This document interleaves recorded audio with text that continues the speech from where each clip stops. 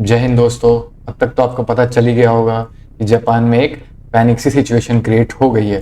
But ऐसा क्यों हुआ है, जरा आइए देखते हैं। तो ये इसलिए हुआ है क्योंकि अभी रिसेंटली डोनाल्ड ट्रंप ने जो जापान और अमेरिका का एक डिफेंस पैक्ट था उसको क्रिटिसाइज किया है, कि बोला है कि वो बहुत ही वन साइडेड है, अनइक्वल है।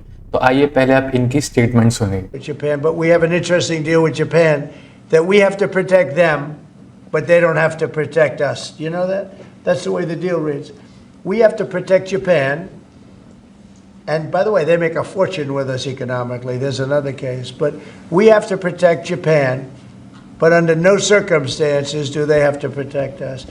I actually ask, who makes these deals? जैसा कि आपने सुना, इन्होंने बोला कि ये जो इनका डिफेंस पैक्ट है इसमें अमेरिका तो जब जापान खतरे में होगा तो प्रोटेक्शन के लिए आएगा, लेकिन जब अमेरिका खतरे में होगा तो जापान उसके प्रोटेक्शन में नहीं आएगा।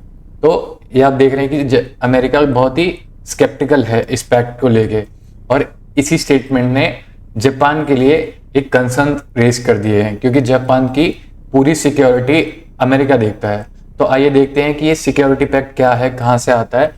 तो जब वर्ल्ड वॉर 2 हुआ था तो उसके बाद जब हमें पता था कि जो जर्मनी, इटली और जापान का जो अलायंस है वो वर्ल्ड वॉर 2 में हारा था, तो जैसे ही जब ये वर्ल्ड वॉर 2 हारे थे जापान, तो उसी के बाद जापान का कॉन्स्टिट्यूशन लिखा गया था, और वहां पे काफी भारी तादाद में यूएस मिलिट्री की प्रेजेंस थी। और उसी कॉन्स्टिट्यूशन में लिखा गया था कि जापान खुद की मिलिट्री नहीं रखेगा, और उसी के कुछ समय बाद एक जापान और यूएस के बीच में एक ट्रीटी होती है जिसमें कहा जाता है कि अब जो अमेरिका है वो प्रोटेक्ट करेगा जापान की सिक्योरिटी को। तो जो अमेरिका की फोर्सेस हैं वो जापान में स्टेशन रहेंगी उनके प्रोटेक्शन के लिए। तो कहीं भी कोई अटैक होगा जापान पे तो अमेरिका आएगा उसके प्रोटेक्शन के लिए। तो अब आप थोड़ा समझ पा रहे हैं कि जापान के पास खुद की इतनी मिलिट्री है नहीं। अगर उन पे चाइनीज अग्रेशन या रशियन अग्रेशन होता है तो वो प्रोटेक्शन के लिए अमेरिका की तरफ देखेंगे, और अमेरिका भी अगर अपने हाथ खड़े कर लेगा तो उनका क्या होगा। इसी को रिप्लाई देते हुए जापान के चीफ सेक्रेटरी ने बोला कि जो आर्टिकल 6 है इनके डिफेंस पैक्ट का, उसमें लिखा है कि article 6 allows the US of Japanese facility to contribute to Japan security and to maintain international peace and order. तो एक तरीके से वो ये कह रहे हैं कि आपकी जो फोर्सेज वहां पे स्टेशन है वो सिर्फ जापान की प्रोटेक्शन के लिए नहीं, वो आपको एक स्ट्रेटेजिक एज भी देते हैं। आपको उस एरिया में आपको एक काइंड ऑफ मिलिट्री बेस भी मिल जाता है वहां पे, जिससे आप पूरे एरिया के प्रोटेक्शन के लिए यूज करते हो। और सिर्फ इतना ही नहीं, जापान आपको बदले में पैसे भी देता है। जैसे लास्ट ईयर ही उन्होंने अराउंड $2.9 बिलियन जापान ने दिए हैं यूएस की सिक्योरिटी को मेंटेन करने के लिए, जो जापान में ही स्टेशनड है। अब जो रिसेंटली जो इन्होंने स्टेटमेंट दिए हैं डोनाल्ड ट्रंप ने, ये जो कंसर्न रेज कर दिए हैं, तो इसी को लेके ही काफी बार जापान के पीएम ये बोलते हैं या फिर वो कोशिश कर रहे हैं कि हमारा जो डिफेंस बजट है उसको बढ़ाया जाए।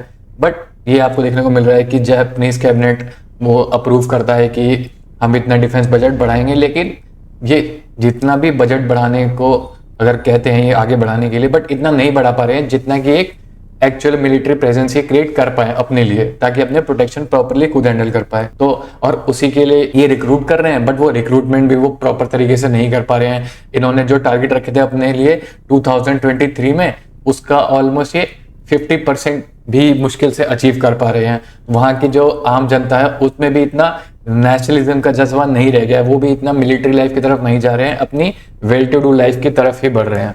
तो ये एक सीरियसली एक कंसर्न रेज करता है जापान की सिक्योरिटी को लेके। तो इसी का एक ऑल्टरनेटिव देखते हुए जापान के पीएम इशिबा ने एक आइडिया फ्लोट किया। वो क्या था आइडिया? एक एशियन नेटो का आइडिया फ्लोट किया कि हमें एक एशियन नेटो होना चाहिए। जैसा एक नेटो है ना जिसमें अमेरिका, यूरोप, और उसका आर्टिकल 5 कहता है कि जब भी किसी भी नेटो कंट्री पे हमला होगा तो सारी नेटो कंट्री उसके प्रोटेक्शन के लिए जाएंगे। तो ऐसा ही एक आइडिया फ्लोट करते हैं जापान के पीएम इशिबा कि इसमें कौन कौन होगा, इसमें कौन कौन होगा। वही कंट्री जो उसमें देखने को मिलती है, इसमें ज्यादा एशियन कंट्रीज होंगी और शायद अमेरिका भी होगा। बट इंडिया ने इस आइडिया को स्ट्रेट अवे रिजेक्ट कर दिया। जो इंडिया के फॉरेन मिनिस्टर एस जयशंकर थे, उन्होंने बोल दिया कि हम इस विजन को शेयर नहीं करते। और इंडिया की तो हमेशा ये पॉलिसी रही है कि इंडिया कभी भी किसी डिफेंस पैक्ट में या डिफेंस डील में इतना इन्वॉल्व नहीं होता है। तो ये भी एक आइडिया उनके लिए फॉल्टी सा दिखता हुआ साबित हो रहा है। तो अब जनरली उनके लिए भी कंसर्न जो रेज हो रहे हैं कि अब वो आगे क्या करेंगे, उनका कोर्स ऑफ एक्शन क्या होगा। ठीक है, तो आप भी जरा कमेंट करके जरूर बताइएगा कि अब जापान को क्या करना चाहिए, उनका कोर्स ऑफ एक्शन कैसा होना चाहिए।